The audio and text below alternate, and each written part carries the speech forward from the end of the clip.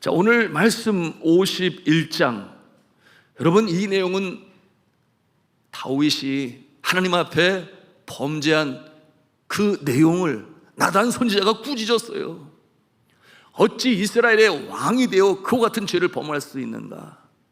이에 대하여 꾸짖음을 들을 때 마음에 양심에 찔림이 있었던 이 다윗이 통회하고 자복합니다. 그 침상이 눈물로 다 젖을 정도로 아주 철저하게 주님 앞에 회개하는 다윗의 모습, 그리고 그 모습이 오늘 시편 51편의 내용인 것이에요. 여러분, 그가 어떠한 죄를 범했는지 잘 아시잖아요.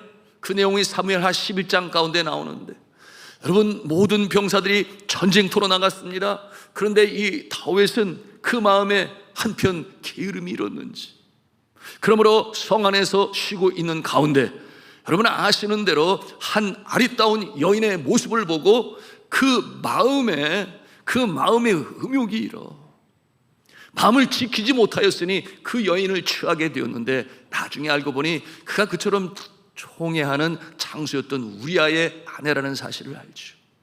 그러니 이 죄를 감추기 위하여 그가 어떠한 짓을 합니까? 정말 악한 짓을 하지 않아요? 그러므로 그가 전쟁터에 나갈 때 맨 앞에 서게 하고, 그 암몬성 위에서는 화살이 빗발같이 쏟아지는데 병사들을 뒤로 후퇴하게 해요. 그러니 결국 그 암몬성 앞에서 이 우리아 장수는 화살을 먹고 그리고 생명을 잃게 됩니다. 여러분, 이와 같은 이 죄성, 이 죄악, 얼마나 무서운 것입니까? 졸지에 사랑하는 남편을 잃은 바세바는 그 비보의 소식을 듣고 소리를 내어 울었다. 그 내용이 사무엘하 11장 26절에 기록하고 있습니다. 얼마나 신선 장수였습니까? 부인도 그걸 알지 않아요? 얼마나 성실하고 신실하고 그리고 충성했던 그 장수로서의 남편을 기억하니 그 마음에 슬픔이 일었던 것이에요. 제가 2019년에 우리 교회 성도들과 함께 요르단 성지 순례를 하게 되었고, 암몬 성터에 갈 기회가 있었어요. 저는 그곳에서 바로 이 우리아 장수의 모습이 떠오르게 되니 마음이 너무나 힘들었습니다. 우리아 장수는 너무나 불쌍한 마음이 제 마음이 일었고, 한편 반대편에 있는 이 다윗, 제 마음에 얼마나 미움이 일었는지 몰라요. 그러므로 그때 그 아픈 마음이 있어 제가 일부러 성도들과 함께 어울리지 않고 다른 곳에 앉아서 묵상을 하고 기도하는 시간을 가졌었습니다. 여러분, 이 죄악, 첫사람인 아담과 하와의 이 심성의 또아리처럼 틀고 앉아있는 이 원죄는 이후로 오는 세대에 계속해서 세대를 거쳐 태어날 때마다 그 죄성을 가지고 태어나게 되었습니다. 여러분, 이 죄성을 끌어내지 못하면 참으로 무서운 이 죄의 실체가 나타납니다.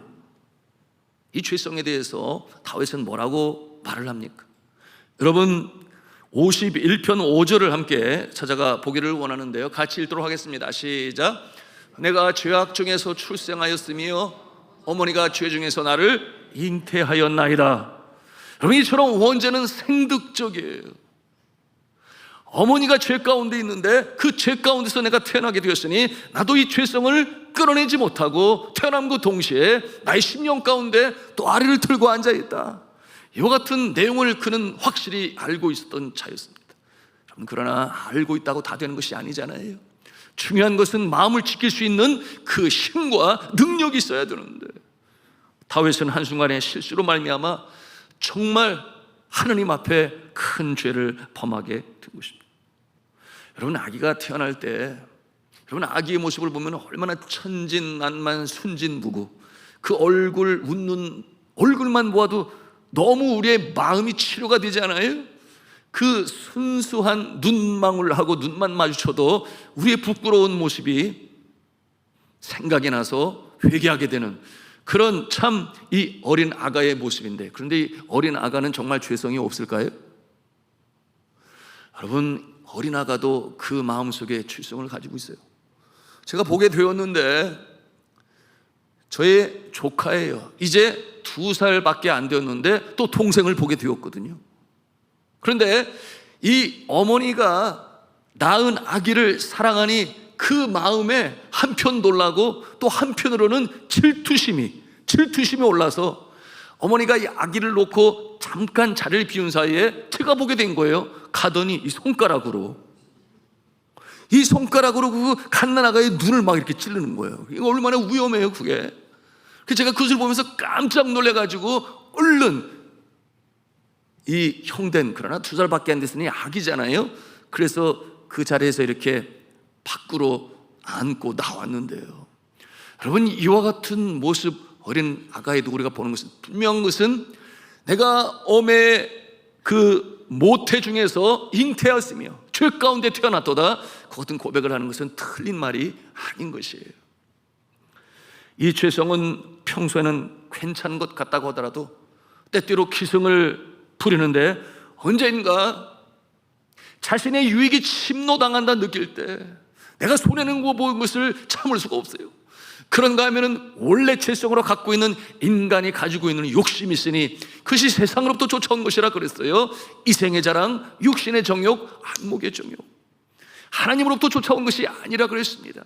그것이 우리의 마음 가운데 불처럼 일어날 때가 있어요. 언제 그렇습니까? 사탄에게 그 마음을 빼앗길 때. 여러분, 사단이 온 것은 예수 그리스도께서 말씀하신 것처럼 도적질하고 죽이고 멸망시키려고 하는 것이라 그랬어요. 여러분, 성령께서 거하시는 마음에는 그런 모습이 없어요. 그러나 그처럼 사단이 괴계하 침투하여 우리의 마음을 빼앗길 때, 그처럼 이생의 자랑, 육신의 정욕, 안목의 정욕의 마음을 빼앗기고 타오르는 불길처럼 그렇게 사람의 마음을 휘어잡는 것이 바로 죄성 가운데 나타나는 우리 인간의 연약한 모습이 되는 것이죠. 오늘 이 다윗의 모습이 그러하지 않습니까? 정욕의 마음을 빼앗기고 나니 여러분, 상상이나 할 일이 없겠어요? 그처럼 하나님의 마음에 합한 자가 어떻게 이와 같은 일을 버릴 수가 있느냐, 그 말이에요. 거짓은 거짓을 낳고 점점 악해지는 이와 같은 모습을 통해서 여러분, 이 죄는 얼마나 무서운가. 그런가 하면은 죄 가운데 어떤 일이 벌어지는가. 여러분, 카인과 아벨의 이야기를 아시잖아요. 어떻게 같은 혈육인 동생 아벨을 이 카인이 돌로 쳐서 죽일 수가 있느냐, 그 말이에요. 부모의 마음에 그야말로 탱옷을 박는 일 아니겠습니까? 끔찍한 결과를 만들어내는 죄성, 우리는 쉽게 보면은 아니 된다. 우리는 근신하여 늘 깨어 있어야 한다. 그러면 우리가 어떻게 하면 이 죄로부터 자유함을 가질 수 있을까요? 오늘 이 다윗의 회개의 모습을 보면서 우리가 배우는 것입니다. 죄를 범하지 않도록 우리의 가슴에 새겨야 할 영적 교훈이에요. 또한 진리의 말씀인데, 여러분, 그러지 말아야 하겠지만 여러분, 시시탐탐 그 틈을 노리는 사단의 괴계로부터 승리하기 위하여 어찌하든지 이 죄의 문제 해결해야 하겠습니다. 그래야 심령의 평강이 회복될 수 있어요. 심령의 평강이 회복되는 그 모습은 영적으로 많은 유익을 우리에게 주지 않습니까? 먼저는 우리의 심령 가운데 평안이 있으니 요동하지 않아요. 흔들림이 없어요. 자연스럽게 감사의 찬송이 나올 수가 있는데요. 다윗을 통해서 배우는 이 영적 교훈, 우리 같이 한번 한 음성으로 하겠습니다. 죄를 용서하고 씻어내는 일은 오직 하나님께서 하십니다. 그렇습니다. 죄를 용서하고 씻어내는 일은 오직 하나님만이 그 권세와 능력이 있으신 거예요. 사람 스스로는 죄를 씻어낼 능력이 없습니다. 왜냐하면 죄인이기 때문이죠. 함께 51편 1절 2절 말씀을 같이 읽도록 하겠습니다. 시작. 하나님이여, 주의 인자를 따라 내게 은혜를 베푸시며 주의 많은 긍휼을 따라 내 죄악을 지워주소서. 나의 죄악을 말갛게 씻으시며 나의 죄를 깨끗이 제하소서. 아멘. 인간은 이미 죄인이기 때문에, 죄 가운데 태어났기 때문에 여러분, 죄인된 모습으로 죄를 용서할 수 있을 만한 그 권세와 능력이 없습니다. 아마 사단이 보면은 비웃을 거예요. 네가 죄인인 줄 알아라. 네가 무슨 용서를 하는. 그러게 죄를 범하면 여러분, 죄는 어디에 출두합니까? 법정에 출두를 해요. 법정에 출두하여 재판관에 선 것처럼, 그러므로 이 재판관으로부터 죄의 정도에 따라서 심판을 받는 것처럼, 우리 사람도 죄를 범할 때 우리 스스로가 해결할 수 있는 것이 아닙니다. 우리의 영원한 재판관 대신 하나님 앞에 나가야 되는 것이에요. 하나님께서 우리의 죄를 사실 권세가 있으니 어떠한 경우에는 하나님께서 용서하십니다. 무조건적으로 용서를 하세요. 조건이 없이 용서를 하시니 우리는 이것을 은혜라 그렇게 표현해요. 은혜라, 값 없이 베푸시는 용서, 그것이 은혜예요. 그런데 값 있이 용서를 베푸는 경우도 있어요. 무조건이 아니라 조건이 있이 베푸시는 용서도 있습니다. 왜 그것을 알아야 되겠어요? 여러분, 이 조건이 있이 용서를 베푼다 함은 온전한 하나님의 자녀로 깨끗함을 입어 세우기 위하여 통과하는 과정이 되는 것이니, 여러분, 이 과정은 선을 향하여 나가는 방편이요 과정이다. 하나님께서 그 일을 집행하십니다. 예를 들어서 우리가 이 다윗의 경우를 살펴볼 때 알 수가 있습니다. 여러분, 다윗이 회개할 때에 다윗이 죽지 아니해요. 다윗이 멸망당하지 아니합니다. 그의 생명을 하나님께서 살려주시니 이것은 분명 용서라고 말할 수 있겠어요. 밧세바를 통해 얻은 첫 아들을 그런데 하나님께서 거두세요. 그런가 하면 다윗이 그처럼 바라던 성전 건축을 그로 하여금 하지 못하게 하고 그 일을 누구에게 맡기시는가? 그 아들 솔로몬에게 맡깁니다. 그처럼 평생 소원 아니었나요? 하나님의 집을 짓겠다. 그것이 평생 이룰 소원, 그 외 다른 소원은 다 이루었어요. 어린 목동의 모습으로 성장하였으나 이스라엘의 성군으로 사무엘이 기름 부어 장차 되어질 일을 그에게 보여주었을 때 그 모든 일을 다 이루었어요. 아주 좋은 궁에서 자신은 살게 되었지만 여전히 남아있는 소원이 무엇이었느냐? 하나님의 집을 짓는 것이었어요. 그러나 하나님은 허락지 아니하십니다. 그 마음이 얼마나 낙심천만했을까요? 얼마나 준비를 해왔느냐 그 말. 여러분, 결국 그는 성전을 짓지 못합니다. 하나님께서 용서하셨지만, 그러나 하나님께서는 이처럼 다윗으로 하여금 더 성화되어지고 더 깨끗한 모습으로 서게 하시기 위하여, 그러한가 하면은 그를 바라보는 모든 이스라엘 백성들 앞에서 하나님께서는 보여주시기를 원하시는 것이 있으셨어요. 그러므로 이와 같은 일을 통해 다윗을 새롭게 하시고 성군으로 삼으셨어. 마지막에 그 모습이 다윗은 나의 마음에 합한 자라. 여러분, 그 하나님의 용서를 경험한 이후에는 다시는 그는 어떠한 죄를 범하지 않는, 그야말로 하나님의 마음에 합한 자가 될 수가 있었습니다.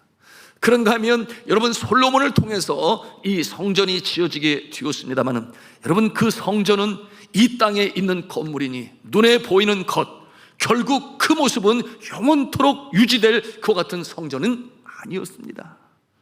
다윗을 용서하셨다고 하는 것을 우리가 어디서 볼 수 있는가?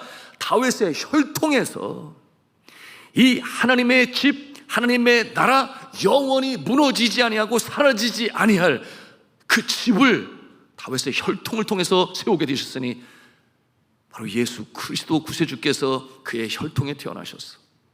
영원토록 이처럼 다윗의 아들 예수여, 그 소경 바디메오의 외침처럼 여러분이 다윗의 혈통은 지금까지 예수를 통하여 이 땅에 하나님의 나라, The Kingdom of God, 하나님의 나라를 이루어가는 것을 볼 때 하나님이 다윗을 용서하셨습니까?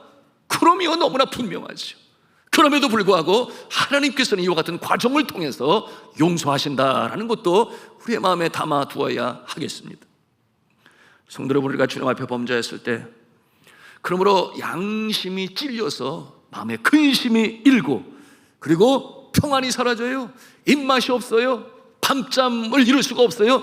이와 같은 자는 하나님의 사랑을 받는 자인 줄로 믿으시길 바랍니다. 왜 그렇겠어요? 양심이 살아있기 때문에, 양심이 살아있기 때문에 찔림을 받는 것이. 그러므로 마음에 근심, 염려, 평안이 없어요. 내가 주님 앞에 나가 일을 해결하지 않고서는 내 마음에 평안이 있을 수가 없겠다. 이와 같은 마음을 갖게 되지요. 이것이 바로 살아있는 양심이라 우리가 해석할 수 있겠습니다. 그런데 화인 맞은 양심이 있어요. 이 양심은 죄를 범해도 그 양심에 찔림이 없어요. 여러분, 끔찍한 뉴스들이 여러분이 텔레비전과 신문상에 오르곤 하는데 그 중에는 어떤 연쇄살인 사건이라든지 아니면 도무지 인륜으로서는 할 수 없는 그와 같은 일들, 그것이 한 번에 어떠한 사고와 실수가 아니라 계속적으로 일어나는 이와 같은 모습은 그 양심이 화인 맞은 양심이라, 여러분 그와 같은 자는 여러분 하나님께서도 외면하세요.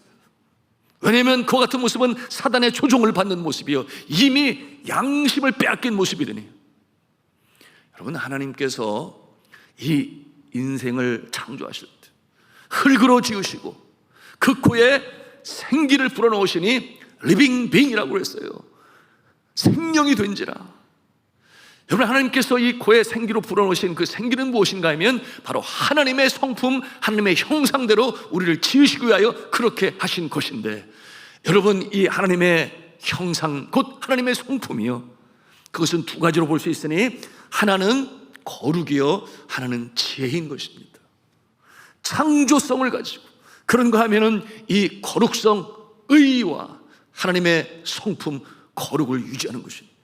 그런데 여러분이 죄를 범한 이후에 인간이 가지고 있는 하나님의 형상은 죽어지게 되었어요.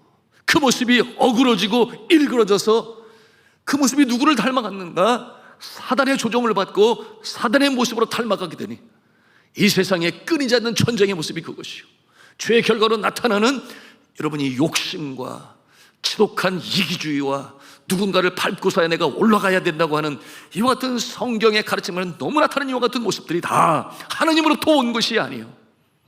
바로 이생의 자랑, 육신의 정욕, 안목의 정욕을 온전히 이루기 위하여 남들은 개의치 아니하는 이 지독한 이기주의의 모습이 바로 하나님의 형상을 잃어버린 어그러지고 일그러진 인생의 자화상의 모습이다. 우리는 그렇게 해석할 수 있는 것입니다. 여러분이 오늘 이 말씀에 양심에 찔려 근심이 일고 평안이 사라지고, 여러분 이처럼 삶의 의욕이 사라질 때 우리가 해야 할 일이 무엇인가? 나는 내 스스로 나의 죄를 해결할 수가 없다. 나는 하나님 앞에 나가야 된다. 하나님만이 우리의 죄를 씻어주시는 창조주시여 생명의 소유주가 되심을 믿어 주님 앞에 나와 회개하시는, 그러므로 평안을 다시금 얻으시는 저와 여러분 되시기를 주님의 이름으로 축복합니다. 두 번째로 우리 한 음성으로 따라서겠습니다. 하나님 앞에 철저한 참회와 회개가 있어야 한다. 그렇습니다. 죄의 용서함을 받는 길은 하나님 앞에서 아주 철저하게 참회하고 회개하는 모습이어야 돼요. 대충이 아니다 그 말은. 17절 말씀을 같이 읽도록 하겠습니다. 시작. 하나님께서 구하시는 제사는 상한 심령이라.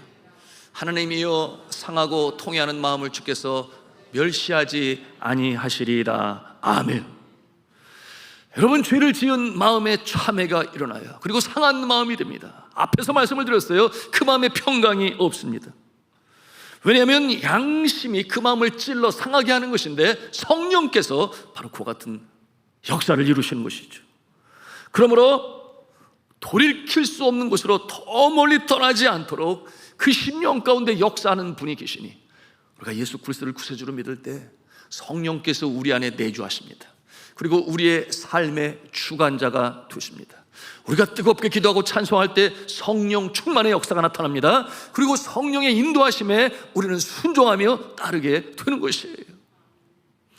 여러분, 우리가 통회하는 마음으로 회개할 때 어떤 일이 벌어집니까? 우리 17절 후반부에 보니 뭐라고 말씀하시고 있는가 하면 주께서 멸하시지 아니하시리이다.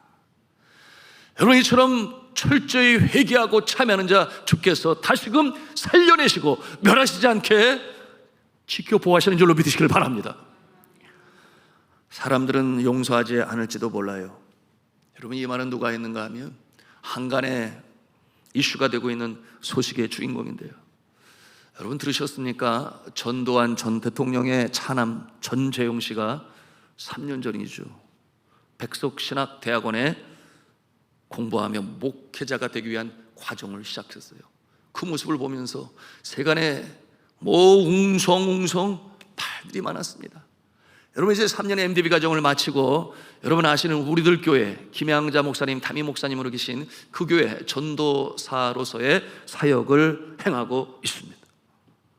여러분, 세상 사람들은 그 소식을 들으면서 한마디로 말도 안 돼, 말도 안 돼, 그처럼 아주 냉담한, 냉정한, 아주 냉혹한 평가를 내렸습니다.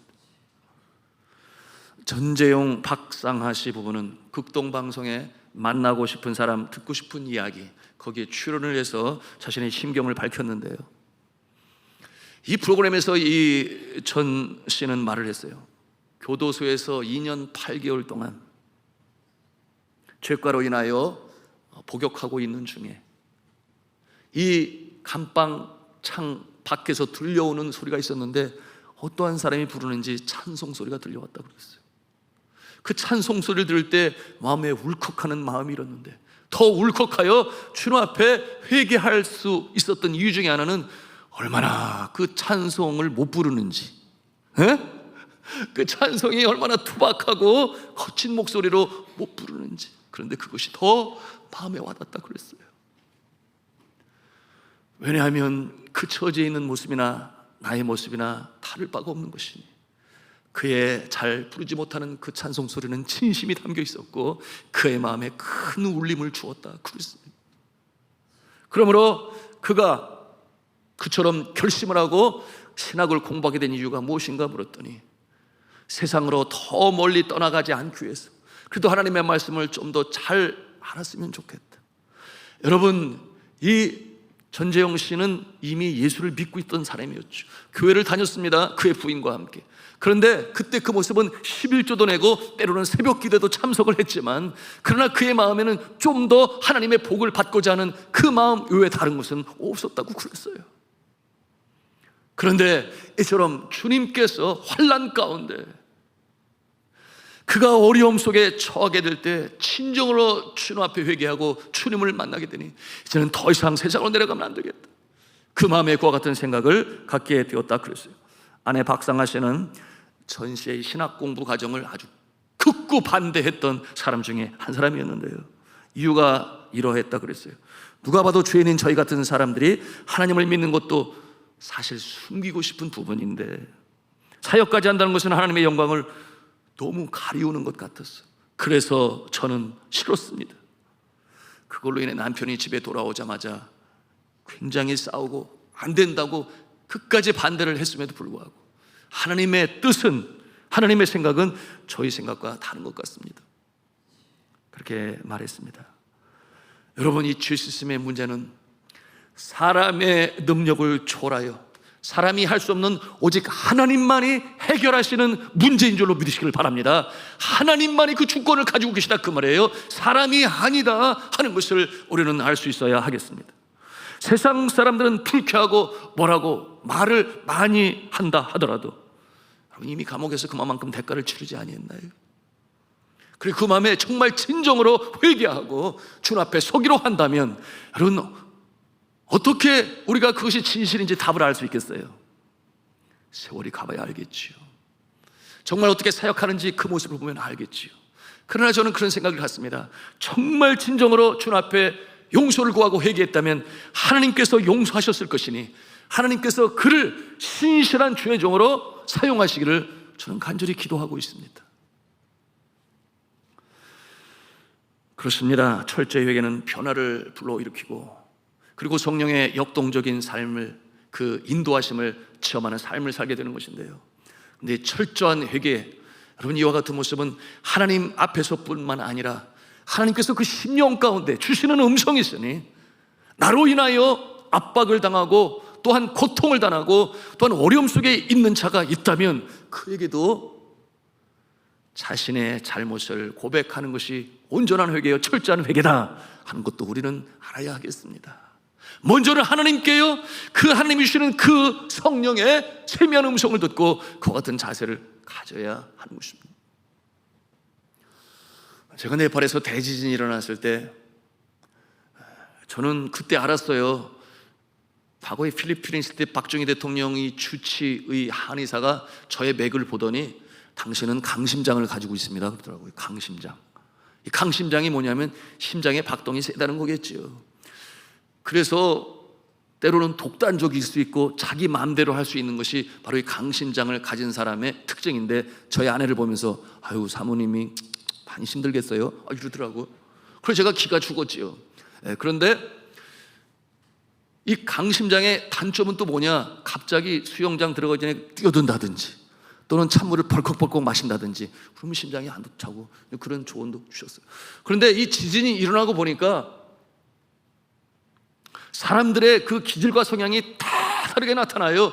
그런데 저는 첫날 그렇게 집이 흔들리고 똑바로 설 수가 없고 벽에 걸린 시계들이 떨어져 박살이, 하여튼 그와 같은 상황, 집 바깥에 나온 그 이후에 밤에도 여전히 수도 없이 제일 먼저 아주 기분 나쁜 굉음 소리가 들리는데, 이 대지가 우는 소리처럼 그 땅이 흔들리는 소리가 대단합니다. 다들 잠에서 벌떡 깨이죠. 그러면은 제일 먼저 새가 푸드득 하고 날아가요. 그 다음에는 아이들 우는 소리가 들립니다. 사람들이 뛰어나오는 소리가 들려요. 근데 저희 아내는 그 아래층에서 저희가 지금까지 키워온 우리 네팔 자매들, 우리 딸들과 함께 잠을 자다가 그 소리가 나면 바로 튀어나가고, 하룻밤에도 2번, 3번 그렇게 나갔다 들어오는데, 저는 2층 방에서 자고 있었거든요. 그런데 한 번도 나간 적이 없어요. 제 생각은 그랬어요. 아무리 여진이 강하기로서니 본진보다 강하랴. 하여튼 그 논리를 가지고 있으니까 이러다가 멈출 거예요. 그래서 침대에서 이렇게 서가지고 가만히 있는 거예요. 주여 지나가기가 없어서. 그런데 영락없이 가라앉더라고요. 그럼 또 자고, 그러기를 거의 한 달이 지나도록 하는 가운데 어떤 일이 벌어지게 되었는가 하면, 제 아내가 저를 남편으로 보지 않는 거예요. 제 아내가 저를 남편으로 보지 않더라니까요. 내가 그렇게 마음 염려하고 자그마한 여진에도 놀라하며 그렇게 아이들을 데리고 바깥에 들어왔다 나갔다 하는 순간에 당신은 잠이나 그렇게 잠이 오냐? 그 말 잠이 오냐? 눈높이를 모르는 사람이 어떻게 남편이라 할 수 있겠나? 눈높이를 낮추어 그 어려운 상황 가운데 있는 아내를 보다듬을 줄 알고, 또한 네팔 딸들을 보담을 줄 알아서 그렇게 함께 움직이는 게 가장이지, 그게 어떻게 가장이냐. 제가 그 말을 듣고 할 말이 없었어요. 항변을 하지 못했어요. 어떤 게 맞는 것인지 몰라서. 그런데 그게 기질인 거예요. 나중에 이 트라우마로 시달리는 자들을 위하여 전문 상담가가 왔는데, 당신이 잘못했습니다. 예수님은 눈높이를 낮추셔서 이 땅에 친히 성육신하시고 가난과 질병과 어려움과 근심과 염려 속에 있는 자들, 그와 같은 육신의 몸을 입고 그들 가운데 거하셨는데, 남편이 되어서 아내의 그 연약한 심성을 보다듬지 못하는 모습은 잘못된 것입니다. 제가 그때 회개했어요. 여러분, 그와 같은 날들 속에 함께 잠을 자지 않았으니 물론 곁에 있지 않으므로 더 간격은 멀어지게 되었는데, 여러분 그때 이후로 제 마음을 고쳐먹었어요. 그래서 그 이후로는 카톡 메시지든 직접 말을 하든, 여보 내가 잘못했어, 앞으로 잘할게, 이제 이런 말을 시작했는데 감동을 받아요. 필리핀에서는 한 번도 그런 얘기 안 했었거든요. 그래서 제가 잘나서 모든 일을 진행한 줄 알았는데 지나고 보니 그게 아니었더라 하는 것을 깨달아 알게 되었어요. 물론 그 이후로는 관계도 많이 좋아졌습니다만은, 요즘에는 그쪽에서 잘못해서 얘기를 안 하더라고요. 오히려 제가 얘기를 하면 하지, 그런 건가? 이런 생각도 들지만, 우리 한번 보니까 부부가 옆에 앉아 있는데 우리 한번 서로 이렇게 얘기를 하겠습니다. 여보 내가 잘못했어. 좀 해봐요. 여보 내가 잘못했어, 앞으로 잘할게요. 한번 해보세요. 시작. 여보 내가 잘못했어, 앞으로. 철저한 회개 하나님께서 들으시고 받으시고, 이와 같은 모습을 통해 성령께서 우리 심령 가운데 더 풍성히 역사하시는 줄로 믿으시기를 바랍니다. 저의 연약한 모습을 함께 나눈 것은 여러분 저뿐만이겠어요. 이와 같은 모습으로 살아가는, 그러므로 부부간에 어려움이 있는 모습들은 이처럼 자신의 눈높이를 낮추어 연약하다면 함께 우리움을 나누고, 그리고 내가 너무 앞서갔다면 그와 같은 모습, 속도를 멈추고 함께 걸어가는 그 모습, 이것이 주님께서 기뻐하시는 모습인 것입니다. 제가 결혼 주례 때마다 꼭 나누는 것이죠. 알부터 까미가 한 말이었는, 부부는 어떠한 모습이냐? Don't walk in front of me, I may not follow you. 너무 앞서서 걷지 마세요. 내가 쫓아갈 수가 없어요. 여러분, 때때로 이와 같은 모습이 우리 가운데 있으며, 그런가 하면 Don't walk behind of me, I may not lead you. 너무 뒤에 쳐져서 걷지 마세요. 내가 당신을 리드할 수가 없으니까요. Walk beside of me, be my friend. 그 같은 말이 있어요. 뭐냐 하면 내 곁에 서서 함께 걸어요. 그리고 나의 친구가 되어주세요. 여러분, 이와 같은 모습 아주 부분적이고 작은 일인 것 같지만 여러분의 삶 가운데, 특별히 부부 가운데 이와 같은 모습이 있어 주님이 기뻐하시는 회개자요, 용서자요, 화해를 이루는 아름다운 모습이시기를 주님의 이름으로 축원합니다. 세 번째로 함께 한 음성을 하겠습니다. 죄의 용서는 예수 그리스도의 보혈로 이루어집니다. 그렇습니다. 우리 7절 말씀 찾아가서 읽도록 하겠습니다. 시작. 우슬초로 나를 정결하게 하소서. 내가 정하리이다. 나의 죄를 씻어주소서. 내가 눈보다 희리이다. 여러분, 이 우슬초는 어디에 쓰는 것이냐면 제사장이 성전에서 여러분 제단에 피를 뿌릴 때 이 우슬초에 적셔서 피를 뿌렸습니다.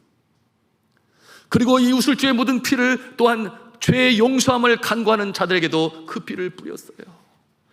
여러분, 그와 같은 모습은 언제부터 시작이 되었는가? 여러분, 에덴 동산에서 아담과 하와가 하나님을 거역하여 죄를 범하였을 때, 여러분, 그들은 자신의 벗은 몸을 보고 수치감을 느꼈습니다. 그 수치감은 하나님이 주시는 마음이 아니었어요. 죄로 인하여 기인된 모습이니 그들이 자신의 모습에 수치감을 느껴 자신의 필요한 부분을 가리웠습니다. 그때 그 모습은 옷이 아니었어요. 여러분, 그것은 말라서 없어질 그와 같은 수치를 가리는 모습이었으니 그 모습을 알아보는 하나님께서 어떻게 하시는지 여러분 아시지 않습니까? 가죽옷을 입혔다 그랬어요. 여러분, 가죽옷을 만들기 위해서 어떠한 동물 하나가 죽어야 되지 않았겠습니까? 가죽이 어디서 태초에 가죽이 있어라 그렇게 하지는 않았다면 그 말이에요. 동물의 하나를 죽여서 그 가죽을 벗겨서 그 가죽으로 입히게 되었으니 그 옷은 견고하여 추위를 이겨낼 수 있는 그 옷으로 지으신 하나님의 긍휼하심을 우리가 대할 수 있는데, 여러분, 이때로부터 이 생명은 피에 있으니 피로 말미암아 속죄를 받을 수가 있으며 대속의 역사는 이 죽음을 상징하는 피 흘림이 없이는 이루어질 수가 없다. 여러분, 그러므로 신학자들은 이구동성으로 얘기를 해요. 이 에덴 동산에서의 그 한 마리의 죽은 그 짐승, 그것이 양이겠지요, 아니면 염소일지 모르겠으나 여하튼 그 어린 양, 그 죽은 그 모습은 예수 그리스도의 예표가 된다. 그 같은 내용으로 가르치고 있습니다. 여러분, 예수 그리스도의 보혈만이 우리의 죄를 도말하시며 우리의 죄가 종 같을지라도 양털같이 희게 하시는 능력이 있는 줄로 믿으시기를 바랍니다. 예수 그리스도의 보혈만이 우리의 죄를 도말하시는 것입니다. 예수 그리스도께서 그렇게 대속 제물로 손과 발에 이 못으로 박히시고 허리에 창으로 찔림을 받으시고 가시에 면류관 쓰시고 온갖 멸시천대 조롱 다 받으셨어. 여러분, 그 피로 말미암아 우리가 용서함을 입고 저 하늘나라 주의 나라의 천국 백성 되었는 줄로 믿으시길 바랍니다. 마지막 네 번째가 되겠습니다. 우리 하나님 성원하겠습니다. 죄를 짓지 않기 위해서는 늘 성령 충만해야 합니다. 10절과 11절 말씀을 같이 읽도록 하겠습니다. 시작. 하나님이여, 내 속에 정한 마음을 창조하시고 내 안에 정직한 영을 새롭게 하소서. 나를 주 앞에서 쫓아내지 마시며 주의 성령을 내게서 거두지 마소서. 아멘. 내 속에 정한 마음을 창조하시고, 여기서 말하는 이 정한 마음이라는 것은 깨끗한 마음을 창조하시고 그리고 그 영을 새롭게 하소서. 여러분, 앞서 말씀을 드렸습니다. 우리의 영혼은 하나님의 성품을 닮았습니다. 그런데 말씀드린 것처럼 하나님을 거역함으로 그 하나님의 형상을 잃어버리게 되었습니다. 그러므로 타락하고 어그러지고 일그러진, 그러므로 하나님 본래의 이 형상의 기능은 죽고 말았습니다. 여러분, 그런데 하나님께서 이 택하신 백성, 예수 그리스도를 구세로 영접한 백성은 그처럼 멀리 그저 휩쓸려내라는 금리에 떠내려가서 그 영혼이 죽도록 내버려 두시지 아니하시고, 하나님께서는 언제든지 다시금 돌이키시는 그 하나님의 사랑의 손길이 믿는 자에게 있는 줄로 믿으시길 바랍니다. 한 번 주님께서 천국 백성으로 삼은 자녀를 하나님께서는 그렇게 죄 가운데 떠내려가도록, 그러므로 그 영혼이 죽도록 내버려 두시지 아니하세요. 그러면 그 영을 새롭게 하시는데 누구를 통하여? 성령을 통하여. 우리 안에 내주시는 성령께서 우리의 양심을 늘 새롭게 하시고, 그리고 불의한 것, 그리고 죄악된 것, 이 세상의 모양을 가지고 있는 것들, 이 생의 자랑, 육신의 정욕, 안목의 정욕, 우리의 마음을 빼앗길 때 성령께서 그 마음에 찔림을 주시는 거예요. 그러면서 다시금 소생케 하시는데, 어떠한 자에게 그 심령 가운데 확고한 믿음, 예수 그리스도의 보혈이 나를 새롭게 한다라고 하는 믿음을 가지고 있는 자, 그런가 하면은 나의 영을 새롭게 하시고 나의 영을 청하게 창조하시고 이와 같은 마음으로 기도하는 자, 그 심령을 주님께서 긍휼히 여겨주시고 새롭게 하시는 줄로 믿으시길 바랍니다. 이것이 바로 오늘 이 다윗을 통하여, 오늘 시편 51편을 통해서 우리가 배우는 영적 교훈이 되는 것입니다. 이 내용을 알고 있는 다윗이 주님 앞에 울부짖지 않아요? 그 내용이 오늘 말씀에 있는데요, 11절 말씀 읽었습니다. 다시 한번 읽도록 하겠습니다. 시작. 나를 주 앞에서 쫓아내지 마시며 주의 성령을 내게서 거두지 마소서. 여러분, 다윗은 너무나 잘 알고 있어요. 성령이 거두한 자가 누구였겠습니까? 성령이 떠난 자가 누구였겠습니까? 바로 그가 옆에서 지켜보던 사울 아니었겠어요? 분명히 선지자를 통하여 무엇이 잘못했는가를 사무엘을 통해서 그에게 말씀하였지만, 그러나 정작 그는 양심의 찔림을 받지 아니하고 거짓말하고 순종하지 아니하고, 그때 성령이 떠나게 되니 악귀에 의하여 그의 영혼이 상함, 그리고 아프고, 그러므로 번민하고 두통이 그치지 아니하고, 심지어는 다윗을 향하여 창을 집어 던지기까지 했던 그 불행한 인생, 마침내 전쟁에서 자결을 하고 그의 자녀들까지 그처럼 전쟁터에 생명을 잃는 그 불행한 인생으로 살았던 사울을 곁에서 보았던 이 다윗이 눈물로 주님 앞에 애통하며 간청하는 것이 뭐예요? 성령이 떠나지 않게 하여 주옵소서. 나의 영을 지켜보시고 나의 곁에 함께 있으시기를 바랍니다. 이와 같은 내용으로 간청하는 이 다윗의 모습, 성령을 내게서 거두지 마옵소서. 주의 성령을 내게서 거두지 마옵소서. 여러분, 이처럼 애통하고 또한 주님 앞에 간청하며 주님 앞에 참여하고 용서를 간구하는 자, 주님께서 다가오셔서 다시금 우리의 양심을 살아나게 하시는 줄로 믿으시기를 바랍니다. 이 밤에 우리가 함께 이 주제를 가지고 기도하며 나가기를 원하는데요, 사랑하는 성도 여러분, 우리가 주님 앞에 기도해야 되겠습니다. 예수 그리스도의 십자가의 보혈로 나의 심령을 정결케 하였으니 성령이 떠나지 마시고 주의 은혜 가운데 거하게 하시고 회복의 역사가 있게 하여 주옵소서. 이 시간 우리가 함께 찬송하며 기도하며 나가기를 원합니다.